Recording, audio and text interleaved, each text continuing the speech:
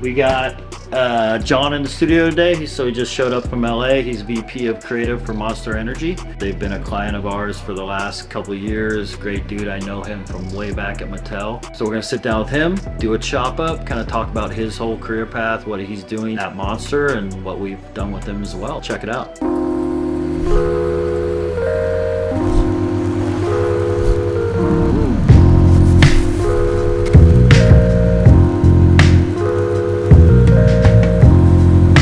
So we're back in the studio, episode 46.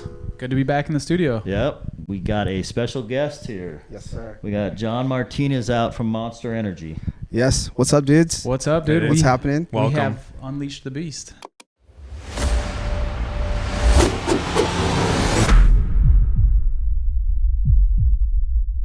Yes. You have unleashed the beast. You guys are 46 episodes in. 46 deep, yeah. That's a lot, man. Yeah. Congrats. That's a lot of episodes for people to stay engaged. Yeah. And watch you guys 46 times. Yeah, right? Exactly. That's why we got to bring people like you on to make it interesting, because there's only so much, This us. might have the lowest views historically. Nah, come on. No way. I think this will be a good one. Yeah. Can I just say, I don't know if I can say this on air, but like the office, the vibe of this whole place, fucking top notch. Cool. Like, it is super sick. I was inspired literally walking in. It's Nice. crazy. Yeah, that's great. Like to hear. if I had a studio, like I would have you come decorate it. Thank you. Please map this out for me. It's right. That's all Dan. Yeah. He's been putting in mad work Yeah, on the it's been weekends. some weekends. It's very organized. Like Yeah. mentioned, like this Netflix Marie Kondo shit. Everything's got a place and purpose. Like Yeah. it's dope. No, it's cool. It's good Gotta to hear. put a spatial designer on your Right. resume. Yeah, exactly. For sure. Yeah. All right, so let's go back and kind of hear your career and journey, kind of how you and I hooked up, which we actually don't 100% know. I know. You remember you have the blue book from the old I suit do. days. And I do have that blue book. You have that book, Dan? I do. That's Have that, throwback. yeah, That's yeah. got to be Yeah. 15, 20 years old. I have that Absolutely. on like my kind of like reference book shelf. Like that thing is still there because it's like a smaller, odd shape. Yep. Like it's not as tall, but It's a square. dude, that was such a good book. Like that book, I think would still stand up now. Yeah. So- it had spot UV on the cover Yep. and then throughout. Yeah. Stickers Yeah. in the back. I think Yeah, there's the like a sticker sheet in cool the business back. card Yeah. holder in the front. Yeah, that's Yeah. right. Yeah. Yep. Dan pulled out all the stops. All the Yeah. stops. Spot UV, I think, on the cover. Yeah, and inside pages. I got No. one in my You on my probably desk. do in your It's an old desk, so I just opened up the there's, thing like, and I was stacks. like, "What is this?" Yeah. If I go way back, I think not to go all full childhood, but like started out tracing cartoons, coloring books. Dude, Hanna-Barbera and all those dudes were like my guys, right? Like I would trace and learn all that stuff. But like I can literally pinpoint 8th grade, I got into graffiti. This dude that sat behind me was drawing these bubble letters. I'm sure some of you have seen that book, like the old Subway art books or spray can art books that they used to sell way back when. Yeah. Weren't they called spray can art or Yeah, whatever? spray the can black art and white Subway cover? art. Yeah. Yeah. Like that kind of kicked that off. But anyways, that dude, me and him ended up becoming really good friends. Usually when you're in high school, someone gives you this pamphlet of like, what do you want to do with your life? Like, do you want to go to the army? Do you want to fucking learn how to build motors and engines? Do you want to be a scientist? Like, anyways, there was a graphic design component in this book, and it had a picture of this dude on a computer doing, I think he was doing like a character or something like that. So it probably was a bit more, I got fooled by taking what I was doing with a coloring book, someone doing it digitally. Yeah. And I'm like, fuck, you can do that for real? Like someone can go to school for that? So I think that's what really kicked off of like graphic design. It was labeled graphic designer, so that's what I was like, well, yeah, that's what I want to be. I'm going to be a graphic designer. I'll do that. I never knew about a creative director or even now like a VP of creative. Like that you I can didn't know move any up. of that stuff way back when. I thought just a graphic designer was a trade job. Yeah. And I didn't know you needed specific programs to do what I saw on this fucking pamphlet. I didn't know any of that. So being from Orange County, whoever might be watching this from Orange County, Golden West College, community college, Yep. had a digital design whole kind of curriculum. The school part was a good entry just to know like, hey, there's InDesign that you might have to learn there for this reason, right? Yeah. Laying stuff out. There's Photoshop that does all this part very pixel based, and then there's Illustrator that does all this other kind of vector based stuff. But learning that, like, to get a foundation from a community college, that definitely helped. You're not going to learn how to design like Lincoln in college, you know what I mean, in those classes. But if I were to watch videos of you guys doing that, like I feel like I would take a lot more off of what I would see on YouTube than I would get in class. One of the downfalls of like Instagram and the internet and things like that now is that you're getting so many people focused on one thing, whether it's like the iPad and Procreate or whatever it is, that if you don't go to school and say you do just dive into the internet and kind of YouTube and things like that, make sure you dive into all the tools that you might need to be a well-rounded designer when it comes to being a designer. You know, if you want to be an illustrator and you got those skills and those talents, cool. Maybe you can just focus on something like that. But we talked about, you know, like even nowadays hiring somebody to hire a graphic designer now that has skills to lay out a 200-page catalog, do a t-shirt graphic, do a logo, like all those things, do a pattern, like very rare, super very rare, 100%, especially in design. I feel like, you know, maybe some of those things you can get together, but then you throw InDesign in it, and then you drop half of the people, you know, that. You know, to your point, get really good at either illustration, and that's what their whole portfolio of Instagram is, or animation or whatever. I know people that are great animators, but because they're missing the design fundamentals, can't put something together. They need all the assets given to them, and then they can kill it. So this guy started out as in graphic design and then transitioned to animation. So it's very obvious that he has a total eye for layout, everything in a motion graphic, you know, which I mean, that's like part of the journey is like taking those jobs where you might not, you know, you're doing layout and you hate layout, but it's a job, and you learn how to do that, and you can go to the next one. And I mean, that's kind of, I was just bouncing around. Like, I'd lay out newspapers because I went to community college too for a little bit. Yes. So I learned InDesign, Illustrator, and then, and then somehow I got into animation. Since I started at Monster, which has been about 6 years, you know, I fast forward, I started as an art director at Monster, and I would do, believe it or not, when I first started there, I didn't work on Monster itself. Actually, we had a whole kind of stable, and we still have them, but we call them our strat brands or strategic brands. But it's like all the international stuff, like brands like Burn and Predator and all these other brands, Relentless, that we have in like the UK and across the other side of the world.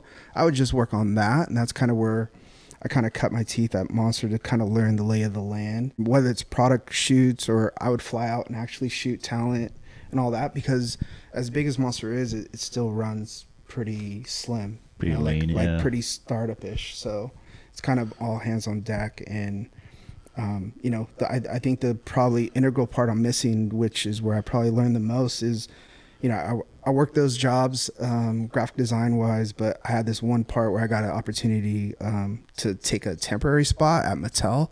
Me taking that leap and taking a chance on a temporary spot to kind of have the confidence to prove myself, like, okay, I'll get in there, I'll somehow make my way and get permanent, and I'll take that risk. And I would say Mattel was like I mentioned yesterday, is like a kind of like a design college in itself, because that's where I learned how to soup to nuts. That's where I learned how to do everything that I even carried on to Monster, that even though I've had jobs in between, how to launch a product, how to do a campaign, how to build a freaking brand guide from scratch, how to do that, and packaging and everything. Packaging, dude, just any sort of branding period. Like, we used to do our own shoots there at Mattel too, learn like how to art direct there, how to do all that properly. Like, I think I'd had those, what I'll call those titles before at some of these smaller places, but it's also only 3 of us. So of course, if you're the art guy, then you're automatically the art director, creative director. And then there's a business guy and a whatever. But at Mattel, it's so massive, and there's so many people, and there's a lot of levels in between there. But yeah, I worked in Marcom, which is marketing communications for that, and we worked across all brands. And dude, I would say school, YouTube combined, I probably learned way more at Mattel that helped me progress and get to where I am now. And now you have like what, 45 people? Yeah, like 46. I got 8 spots open. Ooh. I'll just tell you guys. Damn, we're gonna have to pop an email up, send portfolios. To, yeah, for sure. Yeah. I'm looking for designers, video people, and animators. Shout out any of you guys. But yeah, so I have when I started at Monster, it used to be called this graphics department. That's what it was called. Yeah. There was 10 people, and fast forward to now. It's just called creative. You know how they took off the Facebook, they took the off. Now I just took everything off. It's just creative. Yeah, keep it simple. And I'm at about 46 people, and like I mentioned, I have some spots that I'm still trying to fill. But yeah, it'll put me at like 50. That's cool. Over 50, and it's a lot. It's a lot to wrangle in. We met from Mattel, carried that from on. Mattel, yeah, relationship. Which I will tell you this. So at Mattel, we had a consumer products kind of department, which you guys are doing a lot of stuff for, building those guides, doing a lot of art for that. And I was in Marcom, as I mentioned, which is like more of basically what I do now. A lot of the branding, building those guides, doing POS, doing all that stuff. Yeah. But Ruben, shout out to Ruben, who's actually on my team now from Mattel. Ruben's cool. I've met Ruben. Yeah. Dude's dope. Yeah, Dustin knows Ruben. He's dope, talented in his own right. But you or somebody here would send Ruben these care packages. Yep. And because I didn't work directly with you guys, you didn't get a care package. I didn't get a care package, but I would see Ruben. I would see Ruben with his fucking care package, and I'm like, dude, where'd you get this pencil bag? Where'd you get this fucking pencil or button or whatever it was? And I'd super jealous. I was just telling you that, super jealous. And Ruben's like, we used to work out of cubes at Mattel, and Ruben's cube was literally like right across the walkway from me, so we can see each other. That's how I got to know you guys, and then put the 2 and 2 together of that Soup Graphics kind of book that I still have, and then your guys' stuff now. But so it sounds like we're gonna have to relace you back up. Then you didn't get the design kits from back in the day, so we'll have to pop you in the room after. That would be. We'll get you the pencil bag, kit you up. Yeah, I will say in my office at work, you got a bunch of posters. That one's hanging up. I have like 2 others hanging. Shout out to you guys. Like I'm honestly not even just the relationship that we've built, but like I'm a fan in general. Like all you guys, super talented. Like, thank you. Yeah, it feels cool to just be around other creatives. And although I have my team at work, but outside of that, like I don't do a ton because I unfortunately immerse myself in work, but it's cool to just step out for a second. Like this is a breath of fresh air. I kind of needed. That's cool. We're stoked you're here. Monster has 1 million athletes. They're all the killing it. Great. So I was gonna ask you, who's your favorite athlete of all Monster riders? I don't know the right word. Athletes. Yeah. I would say it's funny to say that, but like I'm in this like phase right now where like golf is like my shit. Oh shit! Frankie's in that phase. For some reason, I was like, he's gonna say golf. All of a sudden, golf. Growing up in SoCal, people, golf was not cool back in the day, and all of a sudden, it's like cool now. So totally, it's just interesting. And that's probably like the most exercise I get. I'll try to play that. Wait, so y'all have golfers on the team? We have Tiger, which is Tiger Woods. Oh, really? So shit, this is news to me. The Tiger Woods. I didn't know that. Hydro. He would. He represents, obviously Monster. We have a branded golf bag. He carries that, but then he represents Hydro, our Hydro product. Yeah. So I would have to say Tiger, and honestly, because I selfishly I've got to shoot him I think 3 times now. So damn, we've got Tiger. To spend, Tiger. Sick. So we've gotten to spend some time together. Yeah. I had this whole presentation telling this whole story at this 20-year anniversary that we had. I had to do a workshop, but dude, been on the course. I had never golfed in Florida, but we were shooting on this course, and fucking alligator, crocodile, whatever you want to call it, pops the fuck out. Some big ass lizard. One of those things. And he's like unfazed by it, and I'm like, dude, there's a fucking crocodile. So it's like Happy Gilmore shit. Yeah. Give me my ball. Give it here. Totally. Yeah, exactly that. But I would have to say him for that reason. And I can't shake this golf thing. Yeah, I've been golfing a lot. New actually. clubs. I keep buying shit. Yeah, that's cool. So. I was thinking, Axel Hodges, Nyjah. Yeah. But then Tiger, those dudes are dope. But Tiger's he's Michael Jordan level. Totally. Legendary. Yeah. And dude, I'm super fans of like all those dudes too. The ones that I've worked with and met, everybody, like, I can't say a bad thing about anybody that on our roster that I've met. Everybody's super humble, super chill. That's cool.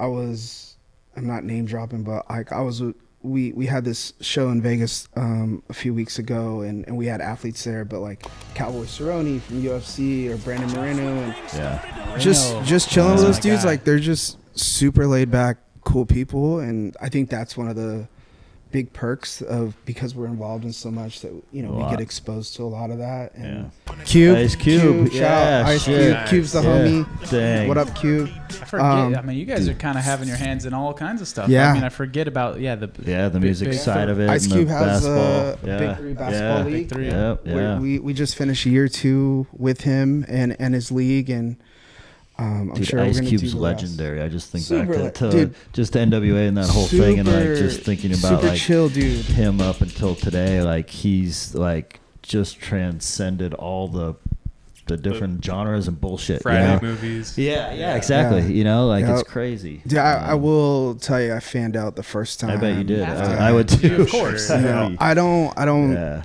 ask for pictures with these people very often, but like the Cube one, I was like, I shot the Big Three thing along with my team, the video part. I shot the photography, which I do a lot. But that was my first time meeting him, and he's cool. And we'll go to the Big Three events when they do their whole season, and we usually do like a big party at the end. I think they've done a really good job at finding dope people to back and let their disciplines and talents speak for themselves.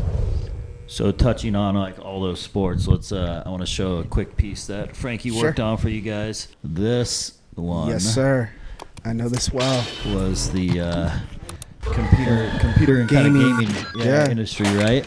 So that's a whole nother piece like that you're talking about. You got the music, the gaming, like the things that you guys touch is totally gnarly. Gaming's the future, and that's kind of where I'm dating myself, and I forget about it altogether. So it's like, damn, you guys are into gaming too? It is a big ass industry. So. Dude, they've been in that since, man, I don't want to say obviously not since inception, but they were very early involved in that, and it's kind of just grown, and I think they'll continue to grow it. But like, one thing I'll point out about that piece, and I'm sure you're going to play my favorite one, which is the next one. The sports one. The sports one. Like, I asked for this from you guys just because, dude, it was iconic to kind of how you guys have put together your illustrations. Like, before there was motion involved, like when I saw you guys doing that with your own stuff, I'm like, 100% I need something like this. And I use this for, Monster had like a 20th year anniversary, which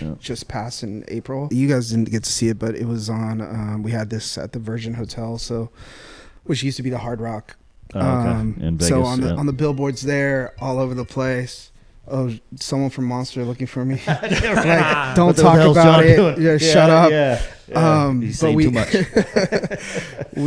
That's illegal department. We had a 20th year, so we played that. That was playing like consumer facing, like public facing. Usually we'll keep a lot of stuff internal, but that was one of those things that I thought was fresh and new, and it also showcased things that we're into very well. And it's just a dope piece. Like, you guys do such good work. We're fortunate to work with you on the 20-year logo for your event, and then for that same event. Yeah, Frankie made that thing. And you guys made it move. Made that thing move.